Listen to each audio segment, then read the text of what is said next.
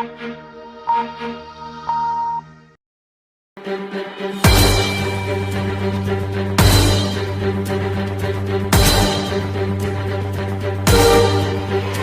जनपद की तहसील में एक मेले का आयोजन किया गया है, जिसमें बहुत से विभागों द्वारा स्टॉल भी लगाई गई हैं।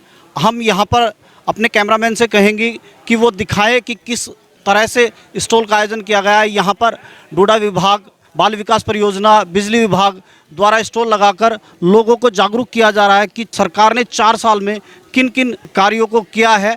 हमारे साथ यहाँ बाल विकास पुष्टाहार योजना से अधिकारी हैं, हम उनसे बात करते हैं।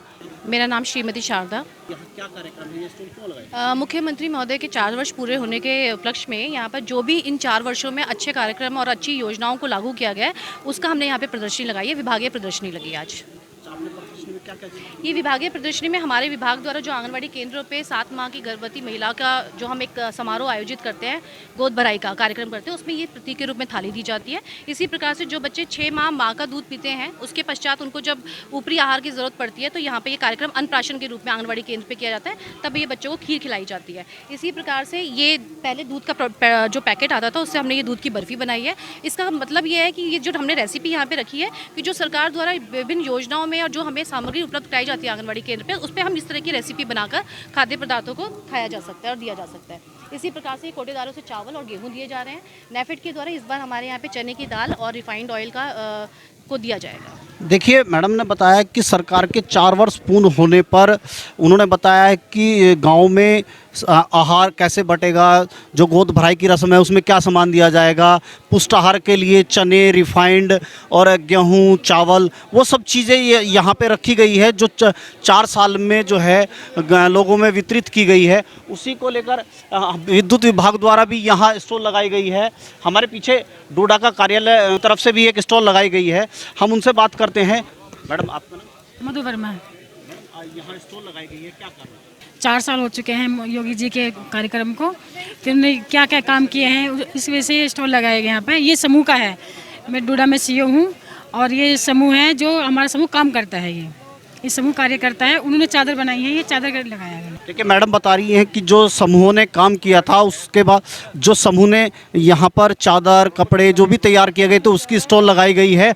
उसी के अनुरूप यहाँ पर जो है उत्तर प्रदेश लोक निर्माण विभाग का भी जो है एक स्टॉल लगाई गई है। उनसे बात करते हैं कि लोक निर्माण विभाग द्वारा क्या कार्य किया गए हैं। मेरा नाम सुरेंद्र पाल सिंह, जूनियर इंजीनियर। आज स्टॉल लगाई गई है तहसील जी जी।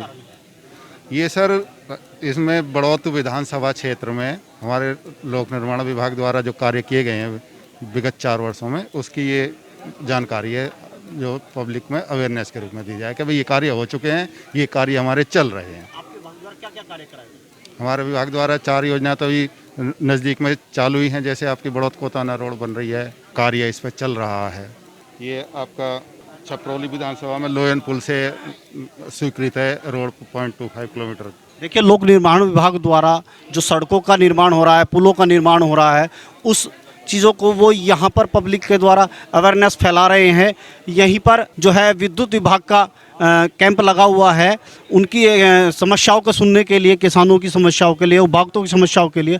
इनसे बात करते हैं कि यहाँ पर क्या कार्य किए जा रहे हैं। राणा प्रताप, एसडीओ बड़ौत, विद्युत विभाग से। कैंप एक तो पिछले 4 साल में बिजली विभाग ने बागपत जिले में क्या क्या कार्य किए हैं, उन कार्यों का हमने लगा रखा है कि हमने 4 साल में कितने कनेक्शन दिए, कितने 2 बिजली घर भी बनाए, 132 का, 220 का, जितने भी बिजली घर बनाए और जितनी भी लाइनों का निर्माण हुआ, उन सब की जानकारी उपभोक्ताओं को दे दें। साथ ही हम ये भी जानकारी दे रहे हैं 31 मार्च तक OTS, one time settlement surcharge समाधान योजना लागू की गई है, जिसमें 31 जनवरी 2021 तक का जितना भी सरचार्ज है बिलों पे, वो सारा माफ़ किया जा रहा है और एक किस्त में या 2 किस्तों में इसी महीने के 31 मार्च तक आपको बिल का भुगतान पूरा करना पड़ेगा, जो सरचार्ज के बाद मूल बचा। क्या कैंप में यहाँ पर जो है बिजली का भुगतान भी आप ले रहे हैं? भुगतान नहीं हो रहा। हम सभी उपभोक्ताओं को ये बता रहे हैं आपका कितना बिल है, कितनी छूट है और कितना आपको जमा करना है, ये सारी चीज़ें बता रहे हैं। देखिए, एसडीओ साहब ने बताया है कि यहाँ पर सभी उपभोक्ताओं को बताया जा रहा है कि उनके बिलों में कितनी छूट है। यहीं पर स्टॉल में, कैंप में बैठकर वो उसका निस्तारण कर रहे हैं और उनको बता रहे हैं कि उनको बिजली का बिल कब जमा करना है, कितना जमा करना है। उसी के अनुरूप ये सारी स्टॉलें यहाँ लगाई गई हैं। शिक्षा से संबंधित स्टॉल भी है, स्वास्थ्य संबंधित स्टॉल भी है और सब अधिकारी यहाँ मौजूद हैं।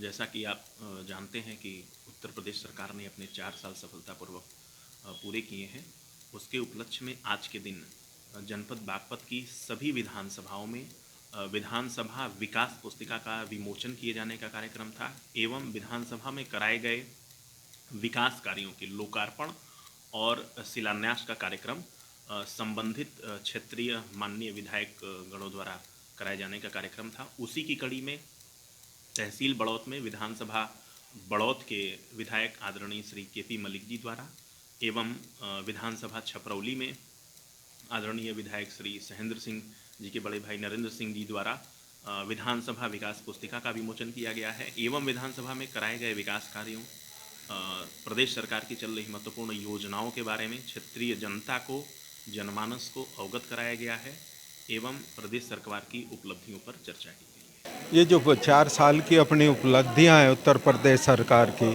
माननीय मुख्यमंत्री ने जो एक अच्छी व्यवस्था इस प्रदेश को दी है, एक ऐतिहासिक वो कई सारे निर्णय लिए हैं, उनका प्रचार और प्रसार और भविष्य में जो अपने इस ज़रूरतें हैं तहसील लेवल की, उनसे अवगत होना और सरकार को अवगत कराना, ये अपना उद्देश्य है। इसी मेले में का उद्घाटन जो है बड़ौत विधायक केपी मलिक जी ने किया था और इनमें जो है पुरस्कृत भी उन्होंने किया है। अमित शर्मा, जनवाणी न्यूज़, बड़ौत बागपत।